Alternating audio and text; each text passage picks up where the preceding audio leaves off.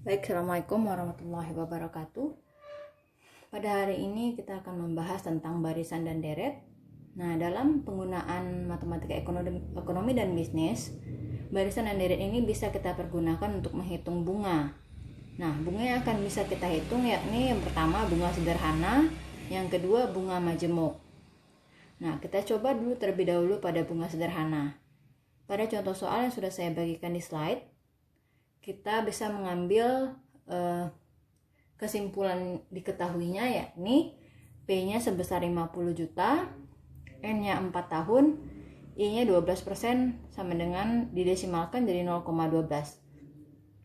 P di sini adalah jumlah investasi awal dari sebuah transaksi, baik itu deposito atau tabungan atau investasi apapun. Nah, N di sini adalah lama waktu investasinya berapa tahun. Kemudian I kecil adalah bunga per tahunnya berapa yang diberikan, berapa per tahunnya. Nanti akan ada I kecil dengan I besar. I kecil bunga per tahun, sedangkan I besar adalah pendapatan bunga. Nah, yang ditanya adalah berapakah pendapatan bunganya, kemudian berapakah nilai akumulasi akhir di masa datang pada tahun keempat. Nah, kita jawab yang kita gunakan pada rumus bunga sederhana, yakni seperti ini. Fn sama dengan P ditambah I, sedangkan I besar sama dengan P dikali I dikali N. Nah, biasa disingkat yang I ini adalah I pin, supaya lebih gampang mengingatnya. I besar sama dengan P dikali I dikali N. Nah, untuk mendapatkan F4 tentunya kita membutuhkan I besar. Maka terlebih dahulu kita cari I besarnya. Nah, tinggal dimasukkan. Masukkan kali-kali dari yang diketahui. I besar sama dengan P dikali I dikali N.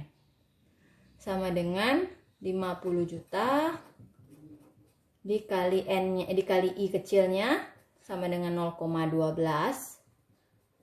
Kemudian dikali N-nya 4 tahun.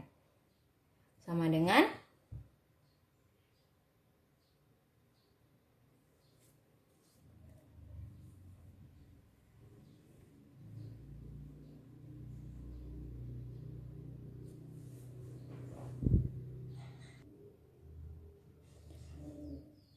sama dengan 24 juta rupiah.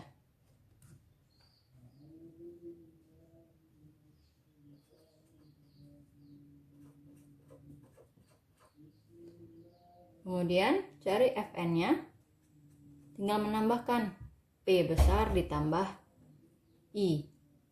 P-nya adalah 50 juta ditambah 24 juta sama dengan 74 juta rupiah.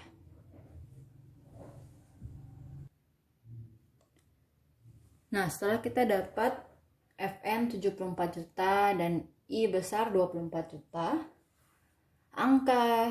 dua angka ini akan kita buktikan pada tabel perhitungan bunganya. Nah, pada tabel perhitungan bunga akan ada 4 kolom, yakni tahun, nilai awal, pendapatan bunga, dan nilai akhir masa datang. Nah, tahunnya akan kita mulai dari 0. Nah, 0, 1, 2, 3, dan 4. Pada tahun ke-0, yang kita isi hanya nilai akhir masa datang sebesar P atau sebesar investasi awal, yakni 50 juta rupiah. Nah, pada perhitungan bunga sederhana ini, perhitungan bunganya memang benar-benar sederhana pada tabelnya. Terlihat nanti pada isian di dalam tabel ini akan sangat sederhana. Kita mulai. Nilai awal pada perhitungan bunga sederhana ini semua tahunnya akan berjumlah sama, yakni sebesar P, yaitu 50 juta rupiah. Kita buatkan ke bawah sampai tahun terakhir sama sebesar P.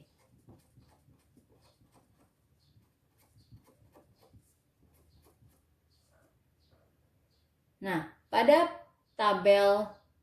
kolom pendapatan bunga, di sini isinya adalah berdasarkan nilai awal di sebelahnya. Nilai awal dikalikan I kecil. Berapa I kecilnya? Yakni 0,12 atau 12%. Artinya nanti 50 juta dikalikan I kecil.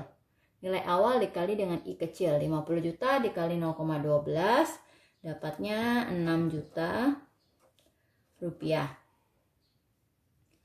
Nah, karena semua nilai awalnya sama, berarti akan dikalikan dengan I-nya 12%. Maka hasilnya juga sama, tetap 6 juta rupiah. Kita buat 6 juta rupiah.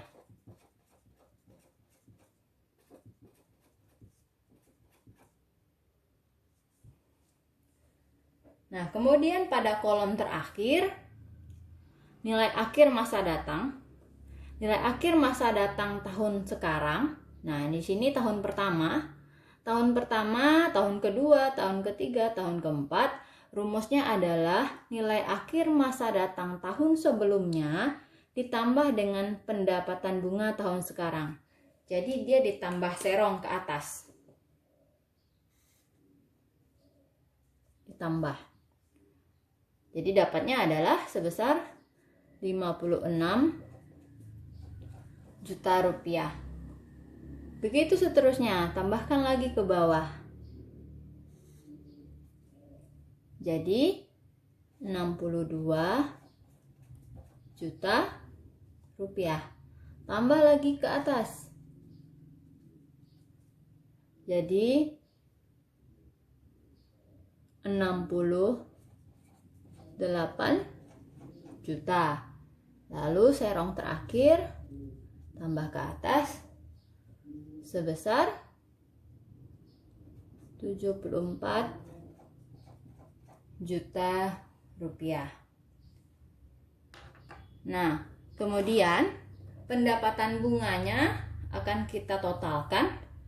6 juta dikali atau ditambahkan 6 juta tambah 6 juta tambah 6 juta tambah 6 juta, totalnya adalah 24 juta rupiah.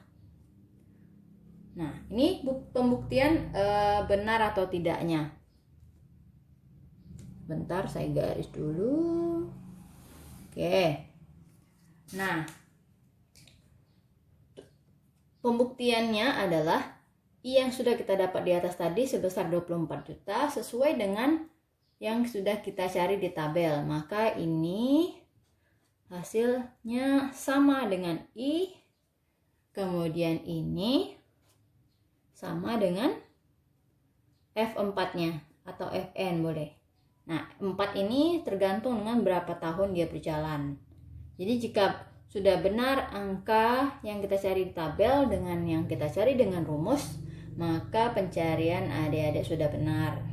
Tapi jika berbeda antara tabel dengan rumus yang di atas, pengali-ngali di atas, berarti ada yang salah satunya, baik itu pencarian di rumus atau mungkin di pencarian tabelnya.